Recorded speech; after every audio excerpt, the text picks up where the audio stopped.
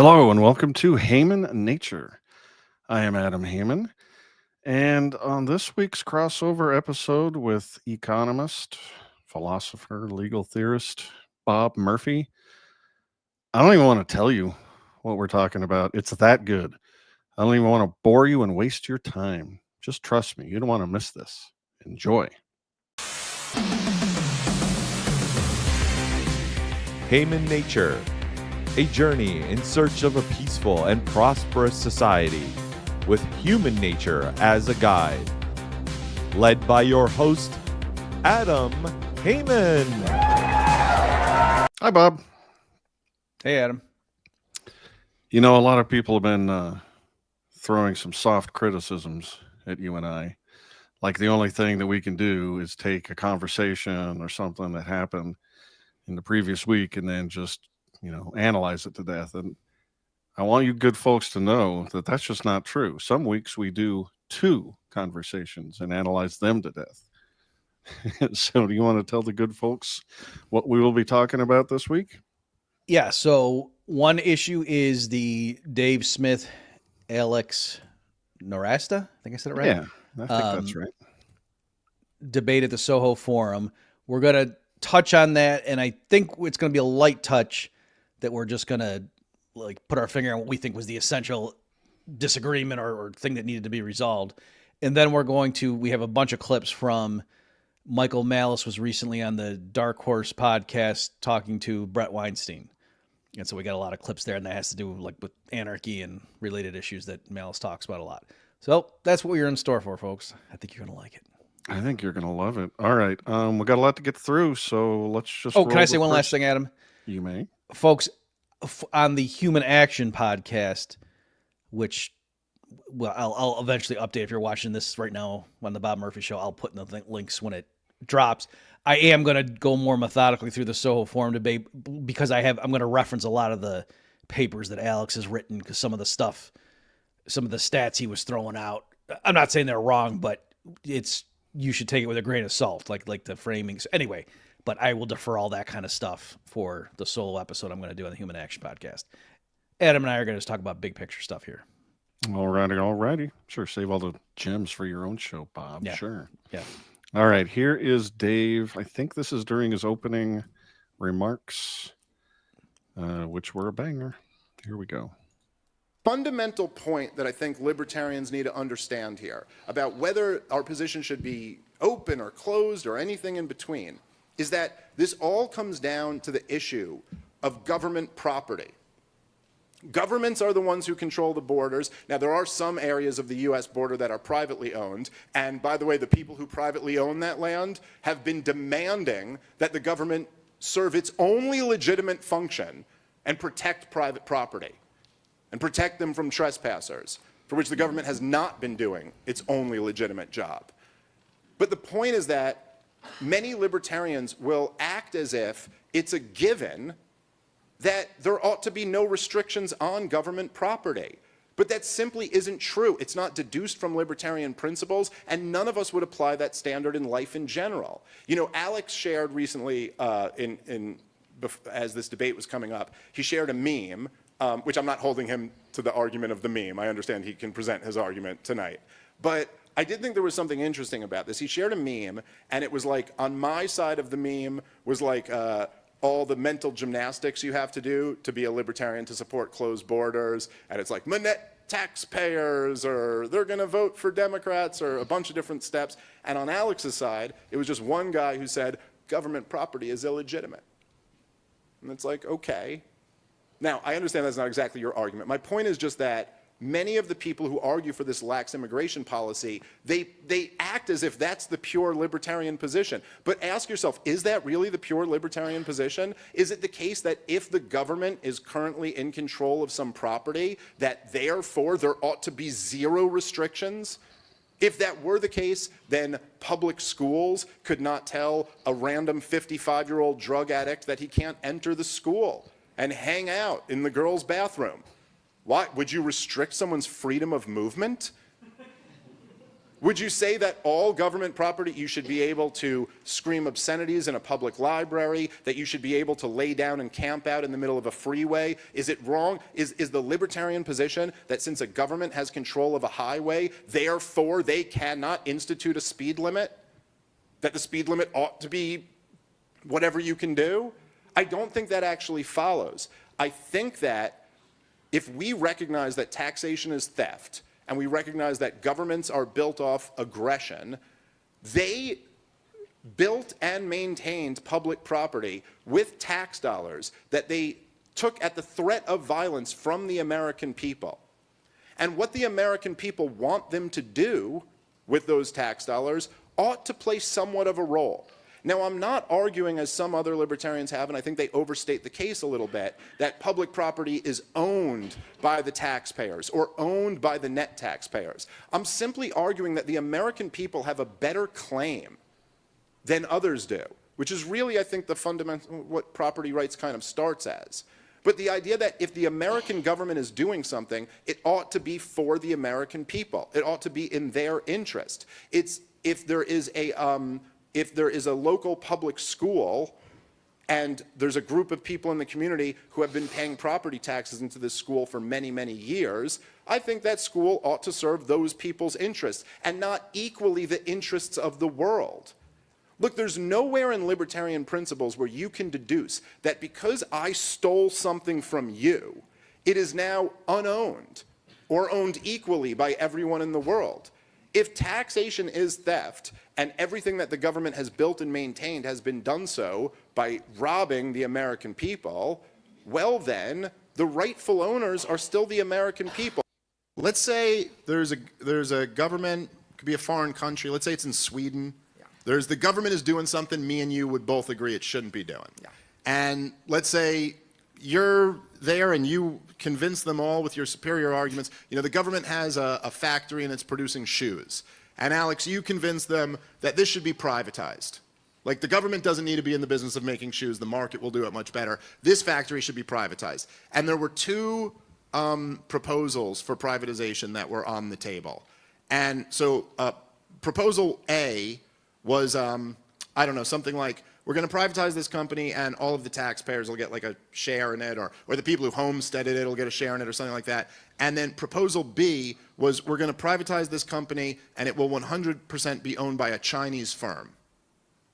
That had nothing to do with paying the taxes, nothing to do with building it, none of that. Is one of those proposals preferable to the other?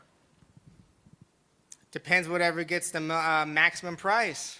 Whatever you sell the asset for at the highest price, which will partly, hopefully, compensate the poor Swedish taxpayer who's had to suffer, at least for a tax rebate for the crappy government shoes they've had to wear for so long. Wait, but hold on, Alex. I just want to be clear on this. So whatever maximizes the price. Hold on. So I want to be clear on this, okay? So if the taxpayers are forced to build something, you do not think that they have any better claim on that? Like, in those two scenarios, everyone in this room cannot say that there isn't one that's clearly preferable, which is that the taxpayers who have been forced to build and fund the maintenance of this thing get it, rather than some Chinese company who had absolutely nothing to do with it. They just get it. It just seems to me, Alex, like the answer is so obvious, but you just don't like the implication of what that answer would be. I'm thinking like an economist who believes in getting maximum price for the assets that you sell.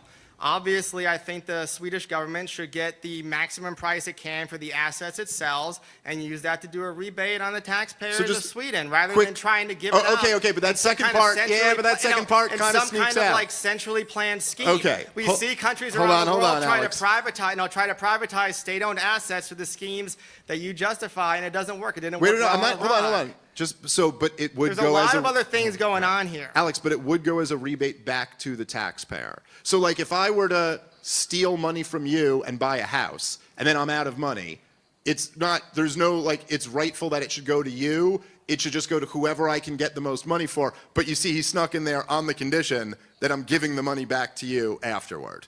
So that's kind of okay, why? Why should the money go back to the taxpayers? Because they own it. Because they got fleeced. Do they? Because they got fleeced. Oh, that's interesting that you said that, Alex. You heard it here. That's all I needed. Because they own it. That's right, Alex. They sure do. Yeah. And let's see how they vote with their dollars, ladies and gentlemen. Not through their politicians once every 5 or 6 years, but through their tax dollars. What do? They buy goods and services from immigrants. Nobody believes this story about government ownership of property and them trying to behave like private owners. Okay, so great. We got those two, and that's, folks, just so you know, that's all I needed, for the big point I want to make on this. So, but go ahead, Adam. I think you want to react first. Yeah, let me take the first stab at it.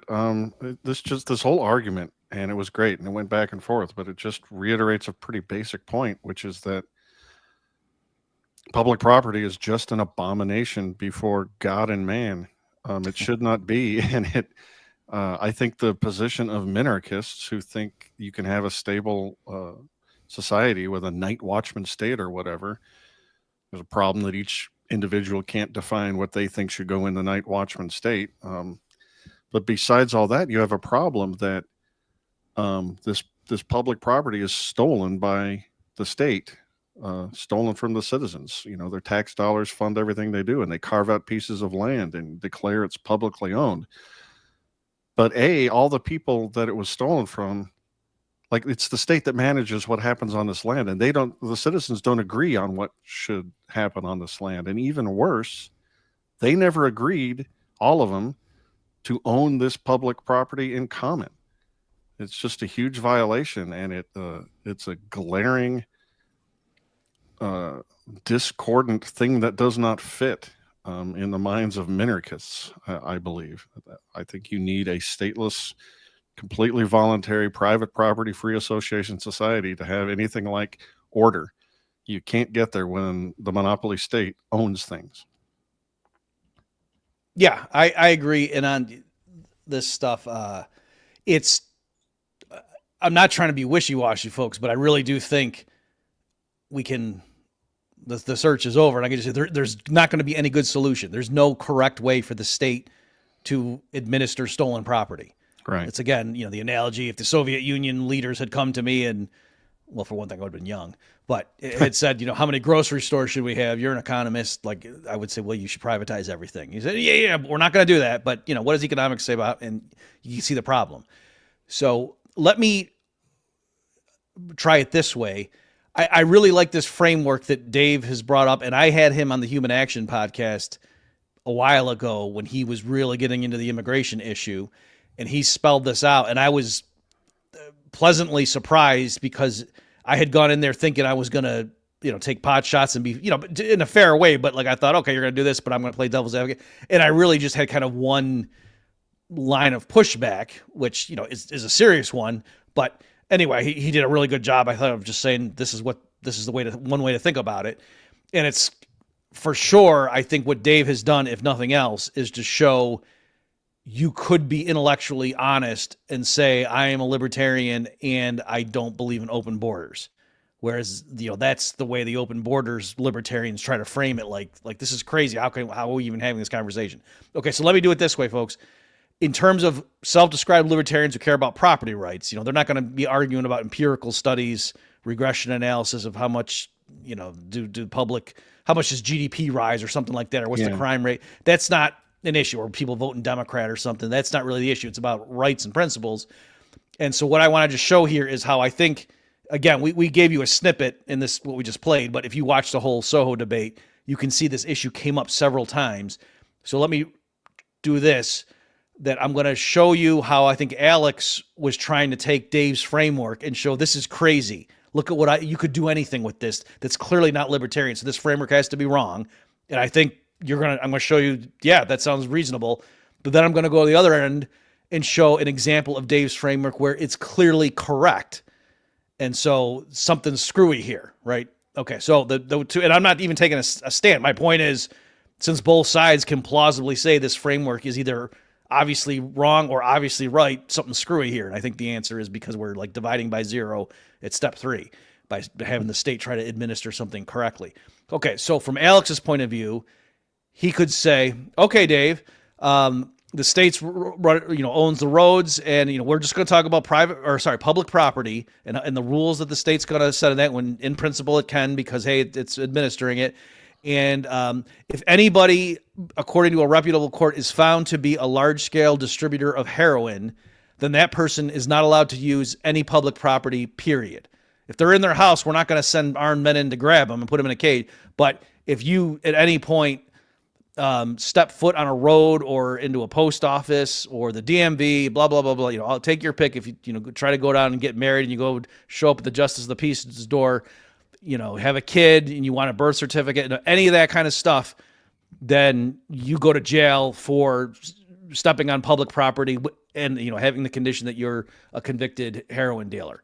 Okay. And see, and to back it up, I can poll the American people, the taxpayers who paid for the roads and the Justice of the Peace's office and blah, blah, blah, and the paper that's used to print the birth certificates. I can poll them, and overwhelming majorities do not like large-scale heroin dealers. They really don't, and they're fine with this policy, especially because we're not throwing them in a cage if they just mind their own business, right? You could do that, and it's not obvious that that's a deviation from the principles Dave laid out, and yet I think I'm showing, Alex could plausibly argue, I could justify any policy that's clearly non-libertarian in any sense that any libertarian in the last 100 years meant by the term. And so clearly this framework is way too powerful that Dave's invoking. Okay. And then bear with me, folks, here. On the flip side, Dave could say, to show the weakness of Alex's constant appeal to, hey, these are voluntary transactions. The immigrants, they're selling their labor to willing buyers who are Americans, and they're spending their money on goods and services sold by willing vendors who are Americans. And so immigration restrictions are just the busybody government getting in the way of voluntary transactions, and we as libertarians should oppose that, right? Okay, suppose, forget immigrants, just in general, a bunch of either pro-Gaza activists or climate change people or whatever just camp out on the interstates such that traffic comes to a standstill because there's just literally hundreds of people in front of you, just a mass of people just camped out, and then you can't move. And then, you call the police or whatever. The police say, no, we can't interfere with their freedom of movement. Who are we to physically coerce them? And then given that you're stuck there, and you're thirsty, and some of the climate protesters come up and they have some lemonade. And they say, hey, you want some lemonade for $1? And you're like, okay. And so you could see voluntary transactions occurring. And would it make sense for Alex to say, aha, see, this is all voluntary, and I don't care if you polled the American people and 95% said, we want the cops to move these protesters off the interstate so we can drive again. I don't care. That's just this weak appeal to democracy. Who cares about what the majority thinks? It's as long as there's one person who wants to buy that lemonade, he is showing that he benefits from those protesters being there. And who are we to block that voluntary commerce, right? The fact that they're engaging with those people through trade shows they want them to be there. Okay, so you can, I hope, see, no, that would not follow there also. And so then the question is, number one, I guess so clearly the immigration issue falls somewhere in between those two extremes. And depending, I think both of them, one person looks like an idiot and the other person looks, oh yeah, that's reasonable. And it depends how you change it. Notice though, that's the same framework that's allowing me to paint either of those scenarios. And so I'm not even taking a stand. I'm just curious what you think, Adam, too. But again, I'm just saying that, laying this out, that libertarians who really care about this stuff, I would like us to discuss what I just laid out there and explain, is there some clean way to say, oh no, one of those ends of the extreme is wrong because of X, Y, Z? No, that's a great point, Bob. And I think both Alex and Dave's frameworks fall askew somewhat, because at the heart of it is this abomination, this public property thing that shouldn't exist. Dave gave a great example real early in his opening statement that Alex just never addressed, and I don't think Dave brought it up again, but the America's got 350 people in it, and the government controls a whole bunch of public property. And piggybacking off the potentially nuclear conflict between Pakistan and India, he's like, well, what if Pakistan drops a couple nukes? And because we have free open borders, 500 million Indians, proper Indians, show up and just come in and occupy our public property, because we don't have any right to say that that's wrong. Does Alex really want to say that he's comfortable with that, or take it to something much more picturable? Imagine a small town, 4,000 or 5,000 people, and they have paid their taxes and with those taxes, the government's made the public park, and the city hall and all these little public, the roads. And What if 100,000, I don't know, Somalis or something just walked across the border because we believe in open borders, and they just started camping out on the parks and the public sidewalks? Does Alex really want to say that that no harm is being done to the citizens of that small town because someone walked in and is using the public spaces in a way that they clearly don't want? I don't think he'd be comfortable saying that. Right. And even to the fact that the Soho resolution said, I forget the exact wording, but it was like the U.S. government either should or should not allow the movement of people who don't have any communicable diseases and no violent criminal record or something like that. You know what I mean? So even there, Alex was not really biting the bullet and just saying, no, I don't think the government should have anything to do with, where like for a drug legalization debate too, if it said all drugs should be legalized except really hard ones, well, then you say that's kind of wishy-washy. We're kind of dodging the hard, you know what I mean? So I guess what I'm getting at is, among other things, as the COVID era showed us, if you give the government the opening the door and saying, oh yeah, if there's a health risk, then you can stop people at the border. I mean, they could go to town with that. Right. So there's that element as well, that it's, I think, again, there's no way to properly do this. Can I ask you this, Adam? One thing that occurred to me as I was grappling with this, if you noticed in the debate, all of the really scary things and like pulling at your heartstrings that Alex was referring to, all involved taking people who had been here for a long time and were married and had kids and jobs and ripping them away and forcing them out of the country, grabbing them. Whereas it seems to me, what if, at the very least, what the government did was say, we are going to really fortify the border and other entry like airports and whatnot, and really try to prevent unauthorized people from entering the country. But then once you're in, we can remain agnostic as to what should happen there. And because I don't think anybody would have this visceral reaction like, oh my gosh, that's such an outrage against humanity that, there's a wall or a fence or something, and they won't just let anybody walk in, that they'll stop you and say, no, we don't want you in here. Turn around. Whereas again, finding somebody who's been here for 5 years and has a kid and stuff, and then ripping him apart and sending him back, especially like these crazy stories about like kids that came here when they were the dreamers or something. And like some kid, like he's clearly American. You talk to him, he has an American accent and stuff. He grew up here, and then say, oh, you're going to go to some country you've never, you don't remember that you were born there when you were well, you were born there when you were 0 months old. You left there when you were 6 months old. So anyway, and I suppose just to anticipate, people might say, well, no, Bob, if the potential illegal immigrants knew all they got to do was get over the fence and get in, and then they're home free, there'd be huge waves and we couldn't repel them all. It'd be like Space Invaders. Maybe. But anyway, how do you feel about my modest proposal of really fortify the border and just say for sure we're going to try to stop you from getting in, and then once you get in, it's not obvious what happens to you? Yeah, with the preface that public property is an abomination. I like your proposition quite a bit. Maybe I would add something on there with, if no matter how many years you've been here, if you're a violent criminal, maybe kicking you out would be a little easier. But my intuition is the same as yours and probably most people. If you've been here a while and you're just a hardworking individual, not a problem to anybody, I don't want you kicked out and thrown out of the country. You're exactly the sort of person I want here. In general, I do think that we get richer when more people come here who want to just pay their own way, not be a burden on anybody, contribute to the division of labor. I think we get richer and more prosperous and more successful, unless we run out of land or something like that. But we're nowhere near that. If you don't mind, I want to piggyback or jump back a little bit to that Sweden example. Yeah. It was a mic drop moment, and you could tell at the very end there, Alex's last sentence or two was just a string of gibberish about how Americans spend their tax dollars, and rather than voting, he was wrecked. And I agree. I think it was completely bizarre that if a free market economist were to come upon, say, Sweden, and they had a factory that was all socialized and they were convinced that it should be privatized, that the immediately thing you do is, rather than give it back to the taxpayers you stole it from, you sell it to the highest bidder. My reductio ad absurdum brain just immediately said, well, what if the population of Sweden itself had been enslaved by their government and somebody came along, a free market Milton Friedman type, and said, yeah, that probably shouldn't be it's not ideal for your society. You'd do better if these people were not slaves. And so would Alex come along and say, well, the thing you need to do is not give them back ownership of themselves, but put them all on the auction block, Libya style.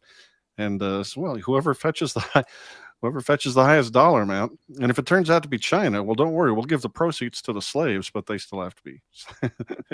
It's so weird that he doesn't, like, for you and me, I think the reflexive kernel is whose property is it? Private property rights foremost and forthright and up front and center. And I don't think he thinks like that. He immediately went to, just whoever can pay the most. That's the most economically efficient thing when we're talking about governments stealing taxes from people and building factories with it. I mean, that struck me as really weird, and also a devastating hypothetical from Dave. Yeah, so it definitely was the most decisive moment of the debate. And like you could even hear people, I don't know if it came through folks watching us now on our playing here, but watching the thing, at the main site, you could, like the audience, there were some people that were like, oh, like they knew, the crowd knew something happened there. And you're right that Alex, I think, was trying to do damage control when he realized, oh, wait, did I say something wrong? So where Alex, you're entirely right, Adam. And I think your slavery example really just hits the nail on the head. So where Alex is coming from is, again, just thinking like a typical economist and sort of like, oh, if the government, like the U.S. government right now has a bunch of oil, like there's some in the Strategic Petroleum Reserve, and then they have a bunch of mineral rights and stuff. And so the idea is if on the margin we're just going to privatize some of it, what's the best way to do it? You say, oh, yeah, you sell the oil at the market price and then get the money and then rebate it to taxpayers or have the deficit be lower, as opposed to like mailing every American a barrel of crude oil. Like, what the hell am I going to do with this? Right? So that's kind of the idea. And that's why he said that. You can't mail a barrel of oil, but you can mail them a share of barrels of oil, right? That fits in the mail. Well, you could mail a barrel of oil if Lysander Spooner was still in operation. Yeah, that's true. Did you know if you go to Hawaii, you can actually pick up a coconut and just take it to the post office and they'll mail the coconut back home to you or to whoever? Not only do I not know that, I'm wondering why you know that. Because I was in Hawaii once, and it's a thing. The cute thing is there's kids on the side of the road that are selling you coconuts, and they'll tell you that this is a thing, and here's your coconut. But if you like step 2 paces into the jungle, literally, there's the same coconut just lying on the ground because they fall off the trees. Huh. And then do you put your mail in the coconut and then say, you gotta... You put the lime in the coconut, and then you drink it all up, Bob. Oh, okay. Back to the Sweden thing. After that fun diversion, the thing, you're right. The thing that Alex, I don't want to say he's missing, but right. If the idea is, what are all the taxpayers going to do with one share of stock in this company? They could then sell it to the Chinese firm. Or wherever, they'll make arrangements. Right. The market will operate. Right. So rather than trusting the government to administer the auction properly and then make sure all the money, that there's not a leaky bucket. And we had the auction proceeds, but then 15 different managers had to deal with it, and and then this went over and so forth. Oh, just by the way, property. I'm sorry, Bob, but I think before I lose my train of thought, I think Dave had to sort of pressure Alex into saying that the money would go back to the taxpayers. I think it was a little back and forth before he actually said that. I think in his mind, the proceeds would just go into the government coffers and be used for the public weal. I don't even think that Alex was thinking that necessarily that anything had to go back to the taxpayers. I would need to go look at the clip again. It's if Alex were saying that, I don't think it was dragged out of Alex against his will. I think in his mind, it was just so obvious that, of course, you sell it for the highest price. That's what you do. That's what economists always tell you to do. It's a mindset. Yeah. It's hard. It's not my mindset. And Alex, there was a lot of weird stuff that happened with the privatization after the fall of the Soviet Union. Yeah. And so, which doesn't they tried a bunch of stuff. They did just auction stuff. They also just gave shares to people and things. And it was all corrupt. So it's, whatever. I'm sure Alex could show, oh, they tried Dave's approach in this 5 different ways it failed. And I would just say, right, but also they tried it your way too, and that also was corrupt and benefited the oligarchs. One of the many things fleshed out in great detail in Scott Horton's new book, Provoked, is that whole thing where the Harvard boys went over to the former Soviet Union and just completely screwed up in advice, trying my to privatize understanding that system. That Scott, for that portion of the manuscript, emailed it to an economist that he knew who vetted A certain economist, I'll be darned. Yeah. Who? Any clues? Any insight? Who's got 2 thumbs and was that guy? That's awesome. That's awesome. Shall we pivot? By the way, folks, I didn't pull if you're watching the video, I didn't pull my hands up because my AI camera, like that's kind of the signal to it to start scanning my room. So that's why I'm not moving my hands around that thing. I'm not even making a joke. Really? Really? That's interesting. I did not know that. Yes. I just thought it has happened on other shows, like where I'm gesturing with my hands and the camera like resets and then just starts like it'll start tracking me. And so, like now it's like if I go like this, it doesn't move. So that's one thing is if I move my hand a certain way, that's the signal to the camera that, oh, now it wants me to track his face. Wow. You give your tech way too much permission. I didn't. Okay. You didn't? No. I don't want to go into the RoboCop sequence when they're testing out the. It's a great sequence. All right. Well, the debate was great. I thought Dave did great. He did win according to official Oxford rules, and I'm not surprised. Okay, I didn't know if we were going to spill the beans. Since you said that, sorry, go ahead and finish your thought, and then No, that's it. Go ahead. Okay. Go ahead. Yeah, I'm just going to say, folks, Dave's kind of like undefeated at this point, as far as I don't think he got a TKO against Douglas Murray. I think that was, went to split. It was split decision, but I think Dave won. And it was, there were plenty of people voting that, oh no, Douglas Murray won. Whereas other ones, it was like even the people who agreed with the other side, like everyone was, oh yeah, that person got trounced. Also, not to mix metaphors, but it seems like Douglas Murray was doing nothing but scoring goals on his own net over and over and over, which was just weird. Right. But so I'm just saying, like, Alex, he's Cato's guy on immigration. So this dumb stand-up comedian that, just went to Wikipedia or something before talking to, going on Rogan's podcast because they're bro. Like, it's, Dave officially won according to the metrics. And you could say, oh, well, Dave's fans all went in there and deliberately voted the one way and then changed their vote to, I mean, okay, I can't prove that didn't happen, but you watch the whole debate. It's not like this was obviously fixed. You know what I mean? Like Dave did appear to do well. And like we said, clearly the single best exchange, like in the brawl, the melee, not just their prepared opening statements, but where they're going back and forth, Dave clearly won that exchange. AndAlex clearly had supporters in the room. I mean, you could hear him. Right. It wasn't just a sampling thing. So anyway, I'm just saying that. And then also just to piggyback that, so Dave was recently on, oh shoot, I forget what is Talking Points. Does that sound like a thing? I know what you're talking about, and it's very close to that. Okay. So in any event, with this, and they were talking about, and Breaking Dave was just, points. Yes, I think that's what it was. Breaking wind. Yes. And anyway, they just were doing all, and Dave just was matter-of-factly talking about. Now, I think the problem is that the typical right winger, like they misdiagnosed what happened with the woke thing. They think that the left conquered or the liberals or vice versa, and that they went through and there was the march to the institutions and this and that, and there was Gramsci and did it, and he's just dropping stuff about that. Not that I'm an expert in all that, but it was, I did a deep dive in all the postmodernism and all that stuff a few years ago, like during COVID when everyone got in everything, because what else could we do? We were just locked in our houses, and I didn't catch Dave saying anything wrong. And he knows way the heck more about Israel, Palestine than I. So I'm just saying, like, the more he speaks on stuff, I'm like, this is maybe the most informed guy we have in terms of just going out and just talking about stuff with the public. He should probably run for president as a libertarian. That'll be a step down. No, I think you're right. He is really handling his business as a persuasive communicator so well. I'm so proud of the guy. Not that I have any right to be, but I'm impressed as all get out with him. And he also not only is calm, cool, collected, can make an argument, can formulate it and communicate it, but he's got those stand-up comic skills that just makes his points just land so effectively with an audience. And Alex did do a good job. I mean, I thought his arguments were specious, but he stayed on message, stayed on point, kept delivering, kept hammering, and I thought he could win. Yeah. I didn't know the outcome. Like no one had spoiled it, and I waited.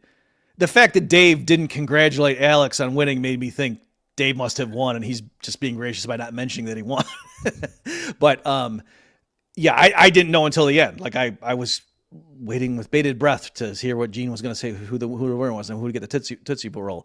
Also, you reminded me. I don't want to spoil the joke, but Alex did do well. Dave had a funny line during the Q&A. Yes. Dave had a very funny, but it was characteristically Dave line, and then Alex quickly retorted that was also laugh out, like Dave even kind of not doubled over, that's a strong term, but laughed and leaned forward in his chair.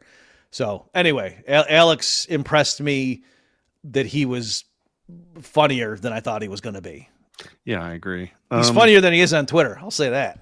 Not funny at all there. All right, let's pivot to Michael Malice's recent appearance on Bret Weinstein's DarkHorse podcast. And most of here, Malice is funnier on Twitter than he was in the DarkHorse podcast.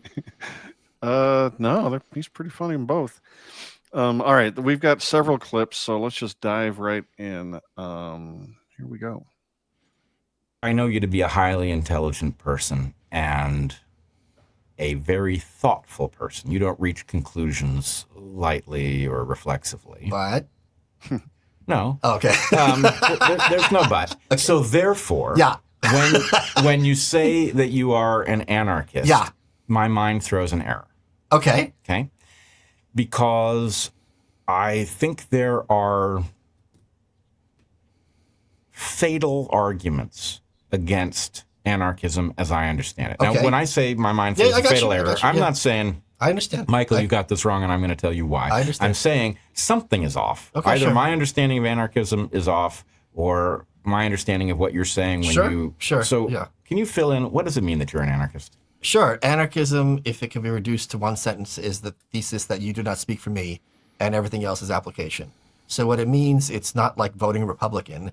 It's a worldview that regards political authority as always inherently illegitimate, and everything else is just kind of application. Political authority is always inherently illegitimate, and everything else is an extrapolation of that. Okay, so... And I'll give you an example of how everyone, to some extent, believes this. Okay.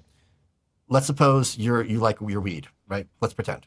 You and I go to Singapore, and there it's like, what country where it's grossly illegal? Like Dubai, I think it's illegal there. And we're sitting there with some friend, he busts out a joint. And we might ask ourselves, okay, what are the odds we're going to get caught? What are the consequences? How likely is it, blah, blah. But at no point in your head will it be like, well, the government here says it's wrong, so I'm not going to do it because of that, right? That's never going to enter your head as consideration. Right. It's not wrong because the government here says it's wrong. If I think it's right back home, then I think the fact that the government here says it's wrong is annoying. Right. And it's certainly of no moral relevance. Yeah. That is the anarchist approach to law. All right. You want to respond first or me? You're up. Okay. So what I thought was interesting about that whole clip is it underscored, I've said this, I don't know when I came up with this formulation, but it was a while ago, where I said there are at least two types of people who are anarchists, particularly if we're talking about in the Rothbardian vein or flavor of it. And I said, there's one kind of person who says, nobody else can impose rules on me. Nobody else can tell me what to do. I make my own rules. And then there's another kind of person that says there are objective moral and legal rules, and they apply to everyone, not just to me and the other citizens, but also to the government officials. And that's why I'm an anarchist, because I don't think that just because the government, we have an election, the government does it, that therefore massive theft is okay because it's taxation, or that massive slavery is okay because it's the draft, and so on. So there, it's not because, hey, who are you to impose rules on me? It's that, no, these are the rules that we teach our kids at the park when they're 5. You can't take people's stuff. It's not that, oh, why don't you and your friends have an election, and then if enough of you vote for it, then you can take Susie's bike. No, it's her property, period. End of story. You can't do it without a permission. And yet adults don't behave like that when it comes to the state, right? So there, it's not that you're just saying, hey, there's no rules. No, people, there's ownership. That's Susie's bike, right? So anyway, and Malice clearly there is of the first variety and saying the reason I'm an anarchist is because I don't acknowledge that other people can tell me what to do. And it's just a matter of expedience. And then what's interesting, last thing I'll say on this, Adam, is piggybacking on the Soho discussion, it's interesting. So if 95% of Americans don't want immigrants coming in, is that really of no relevance whatsoever for an outside immigrant trying to sneak in? They say, well, I don't care what the U.S. government and ICE says because that's just a bunch of arbitrary political authority. So that seems to undercut Dave's whole stance, right? Like, do we have to get in and decide, well, if it's within the consistent with the will of the vast majority of people and it's public property and blah, blah, blah, there, you actually are kind of stealing or, doing things against the property owner's wishes. And so that should be of moral relevance to you. So I'm just saying it gets really messy. Sorry, one last thing I'll say, Adam. Recently, Tom Woods, in response to this woke rights stuff, said something. It was funny because you know how Tom normally is very calm and collected, but occasionally he gets really mad at people and he says stuff that's aggressive. And he said something, this is a paraphrase, but the spirit's correct, said something like, for a bunch of these people that used to be leftist Democrat or liberal Democrats and then switched over because, hey, the left left me and whatever, maybe pay the common courtesy of keeping your mouth shut for 5 years before you start lecturing us on how the right should behave and who should be policed or what, and he said something like that. And then he used the analogy. He said, like, if I went to a foreign country, I would not start bossing them around, telling them how to run things. I would be, out of courtesy and being a respectful guest. And that, I agree with everything Tom said there. Also, the jabs he was indirectly taking at James Lindsay. But I don't think that squares with what Malice. No, Malice is say I don't have any respect whatsoever for people if I go to their country. Just what I can get away with, and it's expediency, is what I mean, he wouldn't like break into somebody's house, but anyway, there's my thoughts, and I'll stop. Yeah, it'd be interesting to hear what Michael Malice would say if you directly asked him that question. I think he comes off as a lot more Camp A and brusque, and I'm going to do what I want, I don't care, rather than the Rothbardian take. I mean, there's a difference between his image and maybe what he actually thinks, but who knows? In that clip, I like very much making the distinction between morality and law. And I love how Bret Weinstein is just really open-minded. He has concerns about these things, but he's listening. I think anarchism, if it was properly explained to him several times in good faith, I think his evolutionary biologist bottom-up order appreciation for that framework, I think it would really help him, sort of intuitively the appeal here. But his problem is he doesn't see how, absent a monopolistic government, you can have dispute resolution of various kinds and protect people from harms in areas where torts won't do it. And gosh darn it, you just need a monopoly series of regulations. You're right. I was going to say it, I forgot that it is interesting that Bret just went right along with that. Like, oh yeah, I can see why. It was funny that I, as the anarcho-capitalist watching, was like, I'm not sure I follow Malice down this path. To give one more example that just popped into my head. I talk about the Temple of Doom a lot. Have you seen that movie, Indiana Jones, the second one? Of course. Okay. So do you remember in the beginning when, they come on the plane or whatever and they are in that village or something, and the people are holding a banquet in their honor and they're trying to serve them all this disgusting stuff. And, what's her name? Willie Scott doesn't want to eat it. And Indy's just like, this is more than these people eat in a week. You will eat this, and he's, you're embarrassing yourself and me or whatever, that kind of stuff.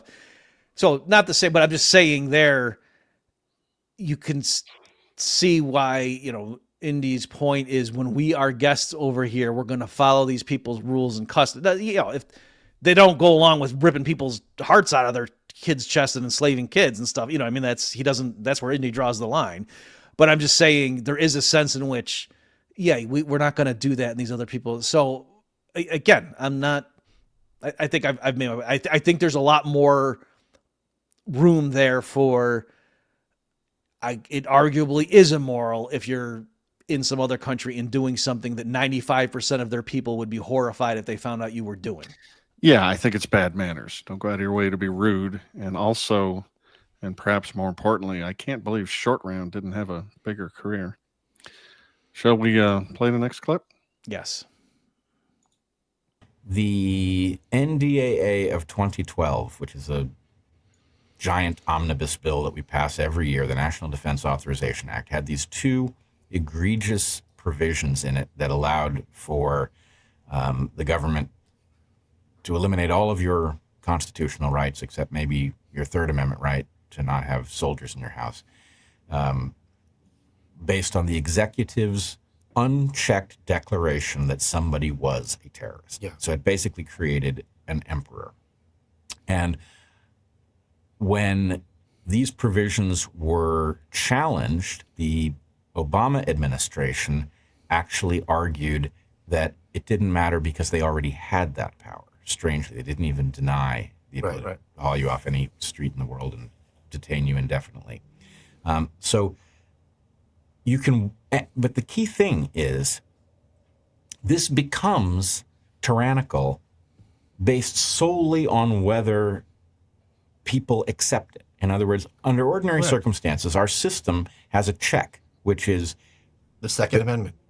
well, That's the check. that's That's the point. That's of the the Second real Amendment, check. right? Yes. But the other check is supposed to be a court has to decide whether that interpretation is correct. But if I say that actually once you're a terrorist, then you don't have a right to access to the court, then the point is, well, that becomes tyranny as soon as the people who do the hauling you off the street accept that a court doesn't get to check it. And I would ask people listening to this, do you have any doubt that if Officer Harris or Hillary Clinton was in court with you and was asked, do you think members of the NRA are terrorists, that they would say yes, legally? Right. Of course they would. Of course they would. I'm sorry. Yeah. They wouldn't pause for a second. Right. I think your strongest point in favor of anarchism is that government makes the exact problems I'm trying to solve worse when it becomes malignant, and I don't have a credible answer for how you prevent malignancy. Sure. And you also pointed out that all governments so far on Earth are malignant. At the moment, they are all malignant. Okay, Yes, right, okay. I believe so. Okay, great. I do not believe that has always been the case. Okay.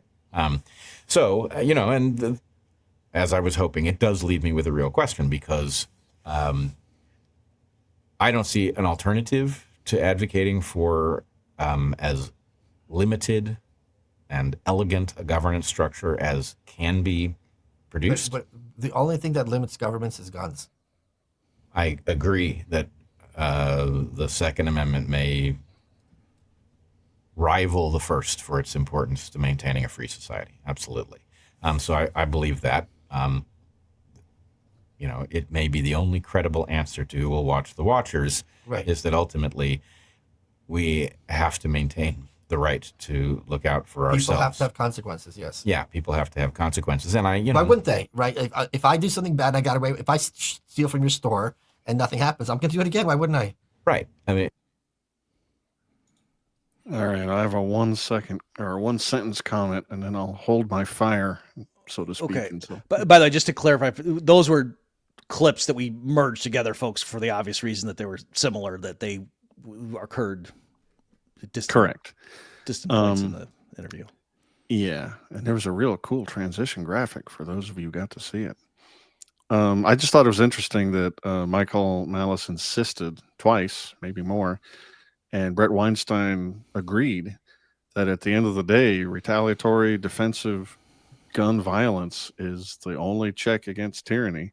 I did not expect A, Malice to make that point so forcefully, and B, for Bret to say, yeah, I get it. That surprised me. Yep, same here on both points. I should probably also clarify, Malice said a lot that I liked in this interview, but just the way stuff works here, it makes more sense for us to showcase the stuff we disagree with.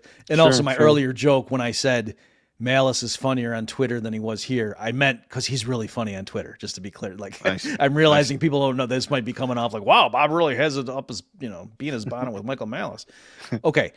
So yeah, full disclosure, folks, I'm a pacifist. So guess what? I really disagree with what Malice said there. Number one, I think it's wrong, and I'll explain in a moment why I do think it's wrong. But also, strategically, he's now, he's on the DarkHorse podcast. Hey, anarchist, what's this all about? Oh, it's nobody can tell me what to do, and ultimately, I just got to get enough people to go shoot you if you try to impose your will on me, statist. And I don't think that's going to win over a lot of people who weren't already anarchists tuning into this. Right. Again, the other stuff that we're not going to showcase here, where Michael was doing a good job, like just walking Bret through like the difference between eBay and the state and stuff like was great. And I, did a lot, but those, just the key things we're highlighting here, I don't think that's, again, I think it's wrong, but also I think it's strategically unwise. So why is it wrong? Well, quickest way I can make it is when Michael was there saying, I mean, if I go rob someone's store, there's a lot you can do besides shoot someone.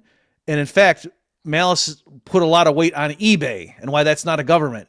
If you sell somebody a fraudulent thing on eBay, no one hunts you down and shoots you. eBay works without guns. How do you right? know, And Bob? well, you know how many people I've ripped off on eBay. So, yeah, right. I probably shouldn't have said that. Now people are like, wait, are you kidding me? You don't get shot? I was under the impression all these crazy Texans would hunt me down. So, again, let me put it this way.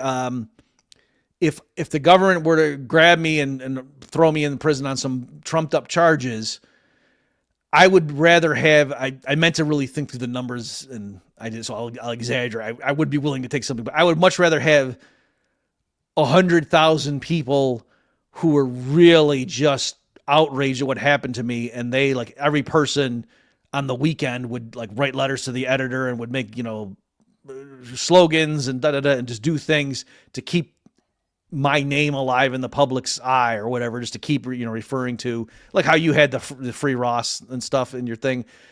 I would much rather have 100,000 people doing that than like 10,000 people who were willing to try to come in and shoot up a bunch of guards and get me out. Because if you did that, it's not like my problem would be over.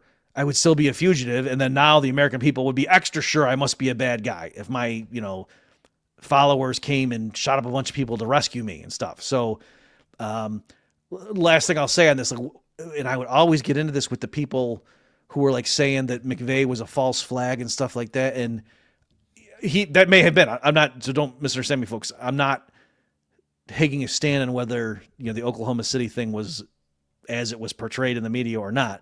My point though is there was a large overlap between people who wanted to, who were trying to decide at what point am I just going to, exercise my Second Amendment right, put it that way, and who thought, oh yeah, the government has all these false flag operations where they make it look like people attacked them when really they didn't, because the government knows that's the way to expand its power. And it's like, pick one, guys. Okay, I'm done. Yeah, since you brought it up, two things that were just weird. Bret Weinstein literally was having a problem with the definition of government, such that he was arguing that eBay is literally a government as he sees it. And I guess that's part of, I don't know, his evolutionary training, looking at species and what defines this and that. And it brings up a point that is just so weird about the way Michael Malice discusses anarchism. And I know he's a real smart guy, and it bothers me that I don't quite get it, because he doesn't do it the way I would. He points out how bad the government is at doing it, various things, conflict resolution. And he also will point out how free market solutions currently handle these sorts of things. But that's all under the current umbrella of a government that's a monopoly. So I don't think those punches land. And he doesn't focus on the fact that government is a monopoly, and all the problems inherent in monopolies come with it. All the incentives being completely misaligned for the actors within that institution. Doesn't really talk about private property and its virtues and free association. It's weird. He comes at it really obliquely. It's like judo or something, and I can't figure out. Do you think it works? Do you think his solution, his way is more effective? Because like Bret Weinstein is a really inquiring mind, and he was really having trouble with the anarchy thing, where you can't get order. He was having problem figuring out how you'd get again conflict resolution without a king, essentially, or some kind of structure. So it's like, what do you think? You've probably seen Malice do this sort of thing before. Do you think his judo works?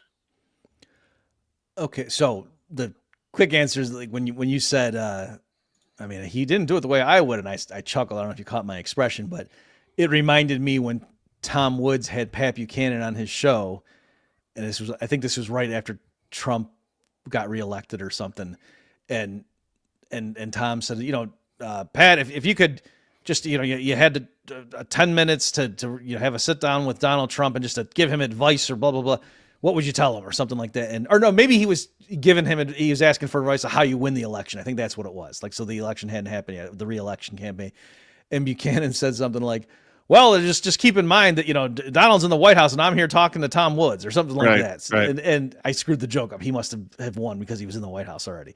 So anyway, but that's what I was thinking, that if Malice saw this, he would say, okay, you're talking to Bob Murphy. I'm, doing all these big shows. So I'm not saying I'm right and he's wrong. Well, like, here's an example.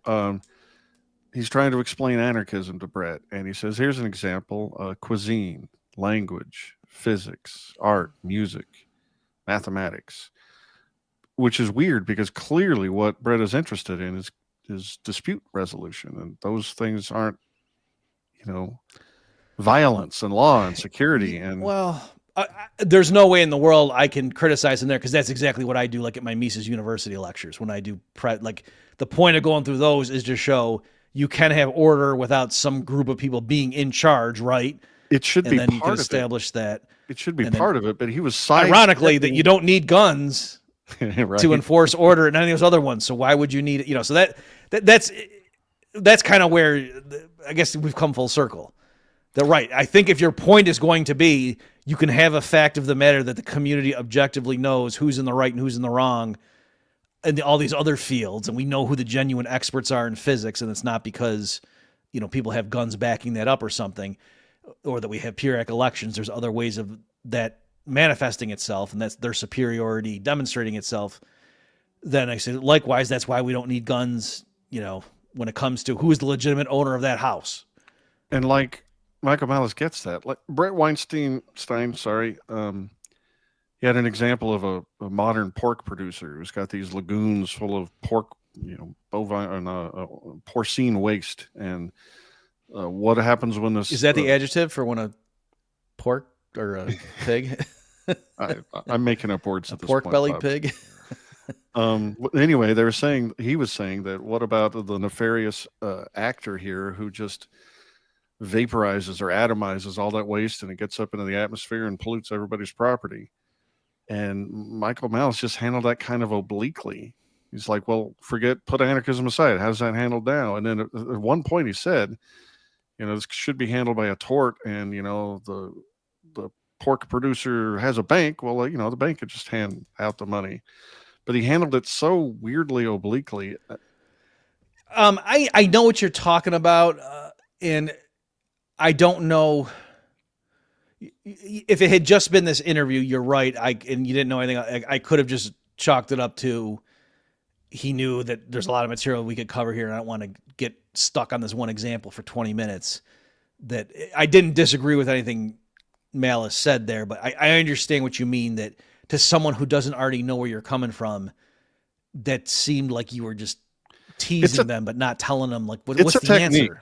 It's a technique. Yeah. I've seen him do it a handful of other times. Right. It's on purpose. And I agree. That's what I'm saying. If you just saw this, you might not be sure. You're right. So I'm not saying it was merely a watching the clock and time management. That you're right. He does that. I know what you mean. I've given a few examples of his style, and what I meant with my earlier self-deprecating remark is, if what we're saying is his method the best way to reach the masses about anarchy, he would say, well, I had a best-selling book, that was really high on Amazon on the anarchist, whatever thing. And what do you want me to tell you? I'm doing Rogan. More people have heard about anarchy from me than you guys. So what do you want me to say? Point taken, Mr. Buchanan. I'm not in the White House. All right. You want to get to clip 3? Yeah. I guess what we could say is he gets people intrigued, and then they go Google, and then they find us. And they're like, oh, that Malice guy teased us, just setting us like he's kind of the bump, and then you're the set and I spike. Or you can be the spike if you want. You're taller. No. Well, I'm a little taller, but you're more forceful. Yeah, that's got to be it. That's the only explanation that makes sense. All right, moving on along, folks. Clip 3. Yourself as an egalitarian, Well, it depends. I've heard that term challenged, and I guess the question is depending on what the definition is. What I would say the definition is, the one that I resonate with. I'll ask you. I'll simplify it. Do you hold equality as a high value for you? Quality of opportunity, level playing field. That's still communism, buddy. No, it isn't. Yes, it is. You know who came up with that term? You know who came up with that term? You tell me. Richard Ely, who was Woodrow Wilson's mentor, who founded the American Education Association, whose goal it was to stop liberalism and to introduce socialist elements into the capitalist economy. So there's no such thing as equality of anything. And hold on, let me finish my thought. Okay. And what the goal should be for free-loving people is maximizing opportunity. Equality is of no utility in this context, or in any context, roughly. Well, I think you and I are stumbling over a definition. Okay, let's go. Because my point is structurally equal access, that the structure cannot be biased. Why? Because every structure is going to be biased to some degree. Yes, it is. So it's it is a standard to which we aspire. It is not a realistic endpoint. Okay, so let me ask you, let's take this another question. Yeah. Which would you rather have? Okay. A house with, there's 3 people who have houses. Yeah. So on this street, a house worth 50,000, 50,000, 50,000, right? Or on this street, house worth 200, 250, and 40. Right. Which would you rather have? But this is a straw man. No, because people, no. Jonathan Haidt asked this question. Okay. And people chose A, a lot of them. Sure. That's what I'm asking you. It's not a straw man. What do you mean by straw man? I'm asking you. You think there's any chance in the world that I'm going to select A? Yes, because a lot of people do. But you know me. But you said you're egalitarian. I'm not a commie. Well, I don't know, man. That's a lot of commies say. No, I'm not. They said that in the 50s too. Before we continue, let me ask you, what did you think that, so was scenario A was 3 houses that were $50,000 each? Yeah. And then B was, what did you think the numbers were? Something like 100, 150, and then 40 for the last one. Okay. The 40 is the critical one. Okay. Lower than 50. Yeah, that's my right. It's definitely. Okay. Do you want me to respond first? Go ahead. So I tried Googling to I said, Jonathan Haidt, 3 houses example. I couldn't find. To me, that was a weird survey. Like, not that it was mixing things together. I'm going to go ahead and I guess you can call me a commie. It's not, I'll put it this way. It's not obvious to me that B is preferable to A. And I mean, because really what's preferable is, I would say, well, whatever is the voluntary market outcome. You know what I mean? Like if the way that we got to B, scenario B, was because 2 of the neighbors robbed from the first guy, and then he had to sell his house, and then that's how they bought, clearly we would all. I read Jonathan Haidt in one of his books talk about this social studies survey type thing. And I think that Michael Malice didn't reproduce it quite well enough. I think all 3 in case B were above 50, but the differences were more stark. Yeah. Like 70 and 4 million. Yeah. And 20 million. That's exactly where I was going with this. That to me, the way to really isolate. Yeah, I think that's what it was. Is it prosperity? Is everybody better off, but some people are way better off? We're trying to make the other one. We're trying to make people signal that they really are envious and they don't want that to exist. Right, or they don't like inequality per se. Whereas right. if B has more inequality and the poorest person is worse off, right, then that's not obvious why. You get what I'm saying? And again, totally. we're stipulating that everything we're obeying property rights and blah blah blah, and that's just to say what kind of a world would you rather be in? Because you could exaggerate it, because one's 50,000, 50,000, 50,000, and the second one is the two guys have 50 houses of 51,000, and the other guy has a house that's 1,000. Or sorry, the 2 guys have houses that are 20 million, and the third guy has a house that's worth $1. Am I a commie still if I say, no, I don't like that outcome? And yet that's where Malice is leading us. So I think, the way to do it cleanly is to make them all go up. But one guy's house is just 50,001, and then the other 2 are 4 million. And then that's really isolating that, Yeah, Anyway, I beat this to death. But I think Malice put his own spin on it, and I think the original, it wasn't like that. It truly identified what people were selecting when they selected A. right. And it's also, again, interesting that Bret was like, I mean, you think I would possibly say, and me, I'm going, yeah, I might. What? Yeah.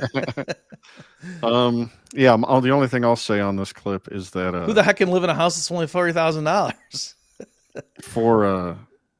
For this equality of opportunity thing to be a standard to which we aspire, which is, I think, the way you phrased it. I think that's terrible. I think, like you just intimated, you stick with the tenets of a free society: property rights, freedom of association, exchange, all that stuff, whatever flows out of the non-aggression principle. Because any intervention that you make as a government to try and steer outcomes, or even level playing fields, however you try to define it, if they're not part of a free society, well, those interventions themselves are just a little bit of tyranny.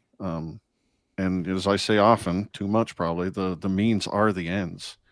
You can't violate freedom to make a freer society. Mm-hmm. Yeah, I also thought Malice was a little bit too glib there. Like, I guess the principle you could hold up is equality before the law. Yeah. And I would say I'm okay with saying, yeah, that's the sense of which equality. Yeah. And, you could get in there and say, oh, but don't you agree, Bob, that the rich people would have better lawyers? So it's like, yes, but switch it to like the NBA and to say the same rules should be applied to all the teams equally. I think that's clearly the standard. Except for LeBron James. Yeah, I agree. And so, and I've heard people say stuff like the refs would let, Jordan get away with pushing off guys and stuff, like the one famous buzzer beater he hits. I knew guys in high school like, oh, that was such a BS move that, he pushed the guy off him. And I was like, screw you. It's the GOAT. But what does traveling even really mean when you get back down to it? So, but anyway, but my point is there, like, and you can argue about it and say in Prague, but even there, if you want to say, oh, but in the real world, the refs are going to be biased and like, there's a home team advantage and stuff like that. Okay, but we can all agree it shouldn't be, right? And if it got too much out of hand, then the people would stop watching it. All right. So anyway, I don't think this idea that because the way leftists have used equality in some applications, like that's just, out the window. And in any event, so I don't call myself an egalitarian because I think that would be misleading, and it's not. But again, I think Malice is trying to go too far when he says, you shouldn't be an egalitarian because there is no dimension of human interaction whatsoever where equality could ever possibly be the ideal. That's what I'm saying. Like, Malice does that a lot, and I'm like, that you could have met Bret where he was going and not have lost anything. Like, I don't agree with Bret that you should aspire to, however he rephrased it. But yeah, if the aspiration was equality before the law, that's not stupid to have that as your North Star, even knowing there's going to be a sense in which you can never get there. It's not a crazy thing to think of that's important. It just means you shouldn't necessarily write a law to try and fix it, because that violates even more tenets of a free society. Yep. All right. Last clip.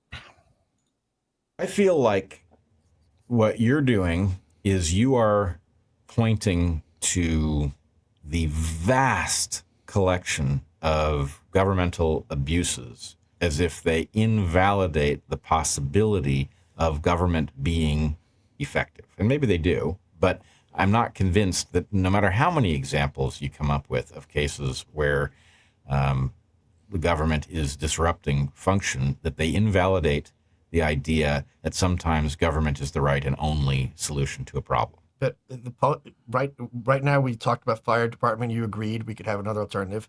Post office. I agree that another alternative is possible. Sure. We haven't established that it's preferable. Fine, but the point is it's possible. You talked about the post office. You said right away someone could do that privately. So where is it that only government is you said only. So find me the space where government is the only answer. Okay. How about the protection of fisheries? Okay, let's talk about this because I'm not familiar with the protection of fisheries, so please. Here's how to do it. Isn't that the case right now where certain entities have ownership over bodies of water or fishing rights? No, we have actually anarchy in the open oceans. Okay. And the result is the collapse of populations of fish because there's no disincentive for bycatch. Anarchy in the oceans. Are you going to buy that definition there, Bob? Okay, lots of ways to respond to this. So again, it was interesting. You are pointing out the things that Malice did that surprised you, and I was surprised by. Well, you said you were surprised as well that the things Bret agreed to with no problem, like, oh yeah, ultimately we might have to, use Second Amendment on all these politicians and stuff, but also, I mean, you need government for fire departments, it's, I guess, if they don't get there quickly enough, you have to resort to guns. But in any event, like, hurry up, put those boots on, mister. This thing's loaded. So,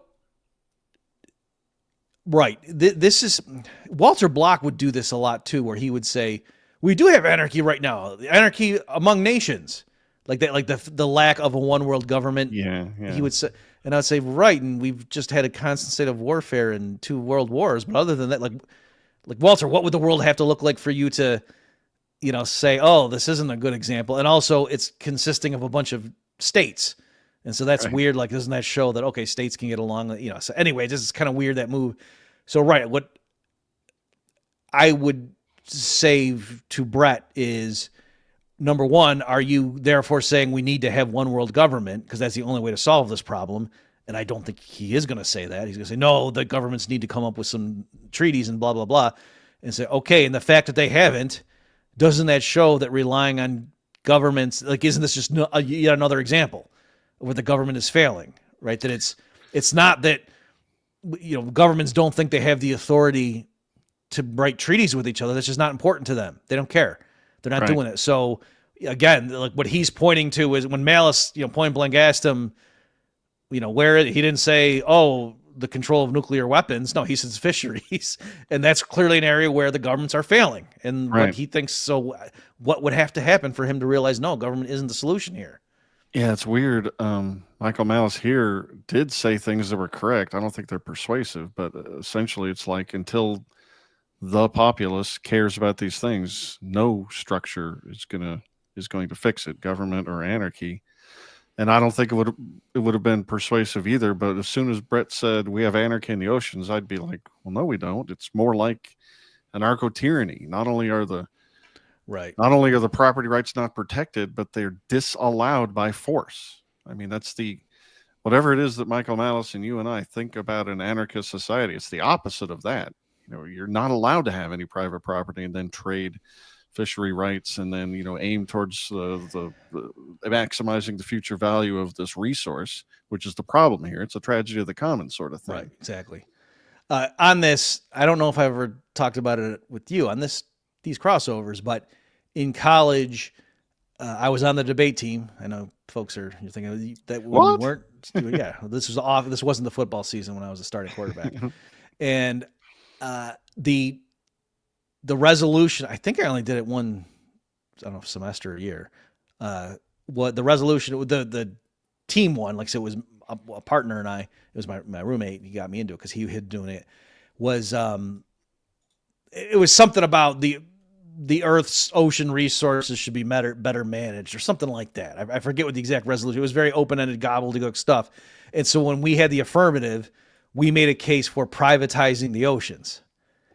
And we were undefeated with that because when the kids heard it, they just thought it was the nuttiest idea. And they were just coming up with, the goofiest, dumb guy 101 objections. And, it was me and my roommate was no slouch in Austro-libertarianism himself. And we just blow them apart. Like, yeah, we thought of that, dude. And it was just merciless. People didn't know what hit them.